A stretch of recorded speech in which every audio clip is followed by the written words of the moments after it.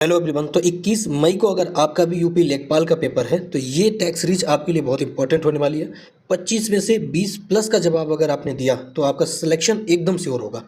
कल जो मैंने वीडियो डाली थी उसकी जो यहाँ पर टॉपर रही थी वो थी अनिका भारती। इन्होंने 28 में से 38 में से 38 प्रश्नों का जवाब बिल्कुल सही दिया था अनिका भारती। तो वेल डन। आज की इसकी क्लास हम लोग स्टार्ट करते हैं। तो शाहजहानी जरीब की कुल लंबाई क्या होती है? तो ये पैटर्न ध्यान रखना कि शाहजहानी जरीब होता क्या है। ये एक्चुअली में एक लोहे की एक ऐसी जंजीर होती है जिससे खेती बाड़ी की माप की जाती थी पहले के ज़माने में। अब ये इसका इस्तेमाल हम नहीं करते। तो इसकी कुल लंबाई अगर फीट में पूछी जाए तो ऑप्शन नंबर बी यहाँ पर बिल्कुल ठीक होगा, 165 फीट। लेकिन अगर गज में पूछ दी जाए तो ध्यान रखना 55 गज होगी इसकी लंबाई। ध्यान देना ये चीज़, बार बार लेखपाल के एग्जाम में ये आती है प्रश्न, ठीक है। दूसरा देखिए, उत्तर प्रदेश में राजीव राजस्व संहिता 2026 के अनुसार खतौनी को कितने वर्षों में नवीनीकृत किया जाता है? जो खसरा और खतौनी होती है ना, उसको कितने वर्षों में मॉडिफाई किया जाता है, नया बनाया जाता है? तो इसका सही जवाब हो जाएगा हर 6 साल में, यानी कि हर 6 ईयर में जो खतौनी होती है उसको हम नया बनाते हैं। तीसरा देखिए, कंप्यूटर की कैश मेमोरी जिसके बीच में डेटा ट्रांसफ़र की गति होती है, इसकी डेटा ट्रांसफ़र की गति आपको बतानी होगी। कैश मेमोरी की डेटा ट्रांसफ़र की कितनी गति होती है? आपने अपने मोबाइल पे भी देखा होगा कैसे लिखा होता है, जिसको आप कैसे करके पढ़ते हो। वो एक प्रकार की मेमोरी है, उसकी डेटा ट्रांसफ़र की गति आपको बतानी है कि कितनी होती है। इसका सही जवाब होगा सीपीयू और रैम। गति बढ़ाती है, सॉरी, कौन गति बढ़ाता है? तो सही जवाब होगा सीपीयू और रैम। सीपीयू को ही हम कंप्यूटर का ब्रेन के नाम से जानते हैं ना। कंप्यूटर का ब्रेन किसको कहते हैं? सीपीयू को। सीपीयू को बोलते हैं कि इसको कंप्यूटर का ब्रेन के नाम से हम जानते हैं। चौथा प्रश्न देखिएगा, 1857 के दौरान फैजाबाद से नेतृत्व किसने किया था? आपको पता ही होगा कि 1857 में एक क्रांति हुई थी। ये स्टार्ट कहाँ से हुई थी? तो ये स्टार्ट हुई थी मेरठ से। इसको स्टार्ट करने वाले, पुश करने वाले थे श्री मंगल पांडे, जो कि एक बैरक के छावनी के एक सिपाही थे, भारतीय सिपाही। तो यहाँ पर पूछा गया कि 1857 के विद्रोह के दौरान फैजाबाद से इस विद्रोह को किसने नेतृत्व किया था? इसका सही जवाब होगा मौलवी अहमदुल्ला शाह, यानी कि ऑप्शन नंबर बी यहाँ पर बिल्कुल आपका करेक्ट हो जाएगा। यहाँ पर मैंने यूपी पुलिस और यूपी लेखपाल की प्लेलिस्ट सेपरेट बना दी है। तो अगर आप यूपी पुलिस की तैयारी करते हैं या फिर लेखपाल की, दोनों ही जाकर के आप प्लेलिस्ट एक बार चेक करेंगे तो आपको वीडियोस देखने के लिए बहुत सारी सहूलियत वहाँ पर मिल जाएगी। बैक टू बैक आप वीडियो वहाँ पर देख सकते हैं। पीडीएफ आप नीचे जा कर के पिंड कमेंट से डाउनलोड कर लेना, चैनल को सब्सक्राइब कर लेना और आपका जितना स्कोर बनता है वो यहाँ पर आप मुझे बता देना। कल की वीडियो के आप विनर बनेंगे। भारतीय संविधान के किस अनुच्छेद में पंचायतों में आरक्षण, यानी कि एससी एसटी की जो वुमेन्स होती हैं उनको प्रावधान दिया गया है? किस अनुच्छेद में दिया गया है ये आपसे पूछा है। इसका सही जवाब होगा अनुच्छेद 243, यानी कि ऑप्शन नंबर डी मेरे भाई यहाँ पर बिल्कुल ठीक होगा। अनुच्छेद 243 के पार्ट नंबर डी में, जिसको आप बोलते हैं पॉइंट नंबर डी, उस पर यहाँ पर महिलाओं को क्या किया गया है? आरक्षित किया गया है, एससी एसटी की महिलाओं को। इस बात को ध्यान रखना। उत्तर प्रदेश के किस जिले में बब्बर शेर की सफारी स्थित है? आपको बताना हो कि बब्बर शेर की सफारी कहाँ पर है, उत्तर प्रदेश के किस जिले में? इसका सही जवाब होगा इटावा। मैंने आपको कई बार बताया, यानी कि ऑप्शन नंबर बी बिल्कुल ठीक होगा। इटावा में क्या है? बब्बर शेर की सफारी है। यूरिया में नाइट्रोजन की मात्रा लगभग कितने % होती है? नाइट्रोजन की मामला यूरिया में बतानी होगी, जिसको हम खाद के रूप में इस्तेमाल करते हैं। तो उस पर नाइट्रोजन की मात्रा कितनी होगी? फटाफट कमेंट बॉक्स में कर दीजिए। सही जवाब होगा 46%, यानी कि ऑप्शन नंबर सी मेरे भाई यहाँ पर बिल्कुल ठीक हो जाएगा, 46%। सिंधु घाटी सभ्यता का सबसे पूर्वी स्थल आलमगीर। ध्यान रखना, सिंधु घाटी सभ्यता का सबसे ईस्टर्न जो प्लेस होगा वो कौन सा था? आलमगीर। ये किस जिले में है? Very very important. यहाँ पर आप इंपॉर्टेंट पे इंपॉर्टेंट लगा लेना, बार बार ये पूछा जाता है। 8वें का सही जवाब हो जाएगा, ये है मेरठ में, यानी कि ऑप्शन नंबर बी यहाँ पर बिल्कुल करेक्ट होगा। मानव शरीर की सबसे बड़ी ग्रंथि कौन सी है? ग्लैंड आपको बतानी है कि सबसे बड़ी ग्लैंड मानव शरीर की कौन सी है।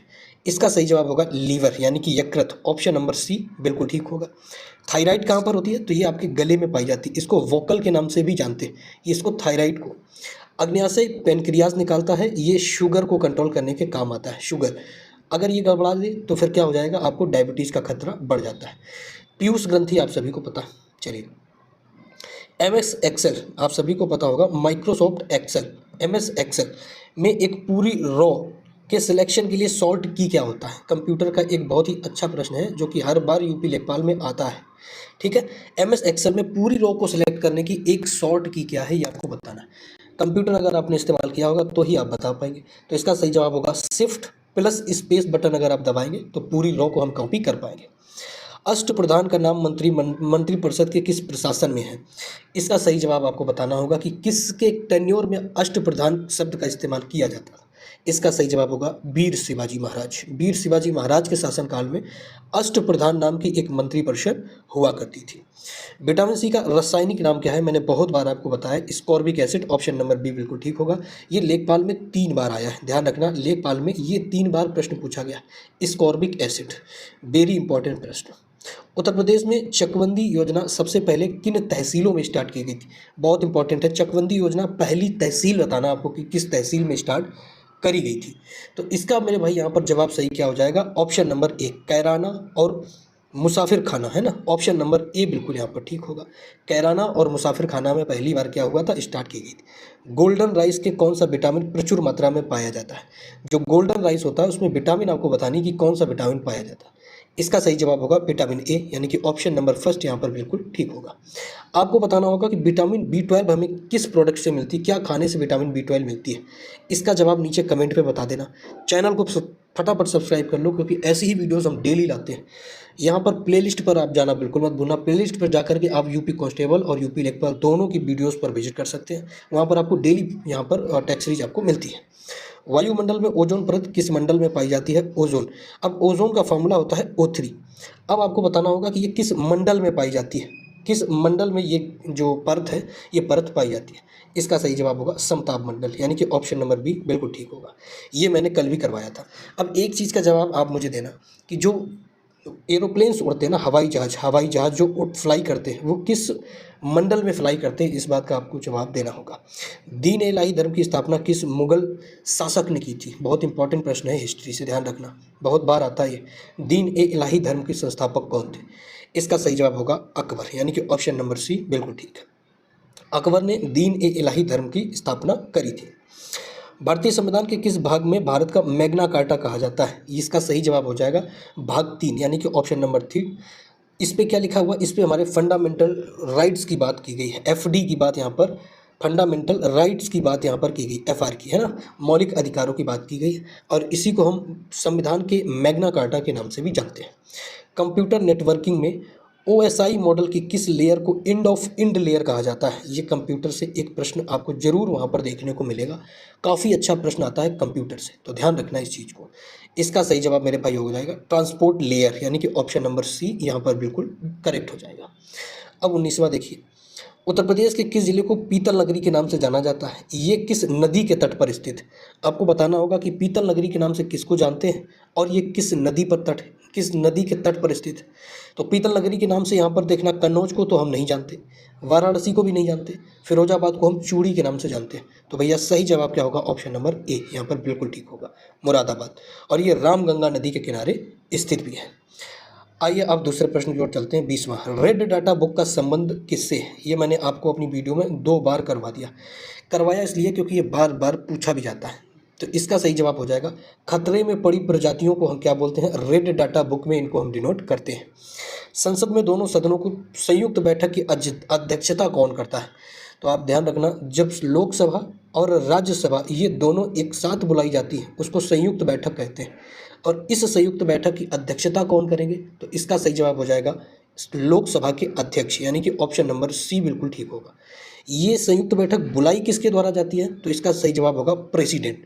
लेकिन क्या प्रेसिडेंट को खुद में पावर है? नहीं। ये किसके पावर से करते हैं? तो ये करते हैं लोकसभा में बैठे हुए प्रधानमंत्री के मंत्रिमंडल के पावर से। इतनी बात आपको यहाँ से ध्यान रखनी होगी। भारी जल, इसका रासायनिक सूत्र आपको बताना होगा कि जो हैवी वाटर होता है इसका रासायनिक सूत्र क्या है?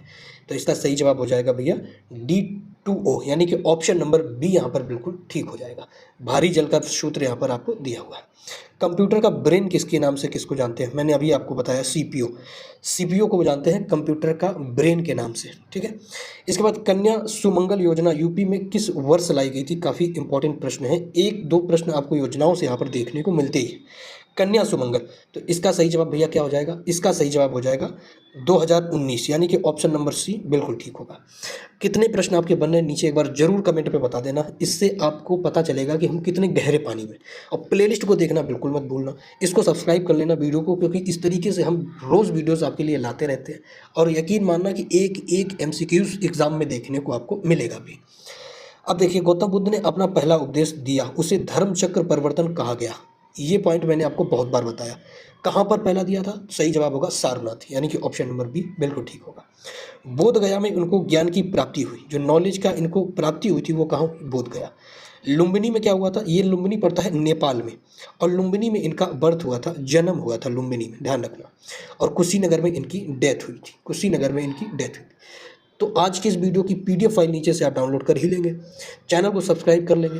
प्लेलिस्ट मैं आपसे फिर कह रहा हूँ कि एक बार प्लेलिस्ट देखना मत भूलना। मिलेंगे नेक्स्ट क्लास में, तब तक के लिए जय हिंद, नमस्कार।